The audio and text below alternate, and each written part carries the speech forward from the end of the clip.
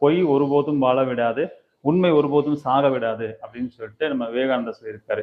உண்மையை நம்ம டக்குன்னு சொல்லும்போது அதனால என்ன ஆகும் அப்படின்னா மனம் வந்து அந்த நேரத்துல கஷ்டப்படும்.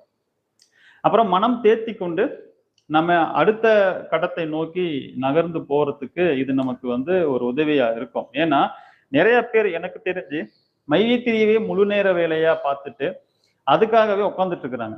ஓகே, இதுல நமக்கு இவ்வளவு வருமானம் வருது, ஆனா நம்ம வந்து என்ன பண்ணலாம், தொடர்ந்து இதையே முழு நேர பிசினஸா பண்ணலாம் அப்படின்னு சொல்லிட்டு இதையவே வந்து மார்க்கெட்டிங் பண்றதுக்காக, ஒரு டவுன்லைன்ல கீழே ஆளை கொண்டு வரதுக்காக அப்ளைனரா மாறி அவர்கள்லாம் வந்து என்ன பண்ணிட்டு இருக்காங்கன்னா முழு நேர வேலையா இதையே பண்ணிட்டு இருக்கிறாங்க. இப்போ இவர்களுக்காகலாம் இவருடைய நிலைமை என்ன ஆகும், மறுபடியும் இந்த நிறுவனத்துல இருந்து எதுவும் வராது அப்படிங்கறது எப்போ ஒரு 2 வருஷம் கழிச்சு 3 வருஷம் கழிச்சு தெரியும்னு வச்சுக்கோங்க.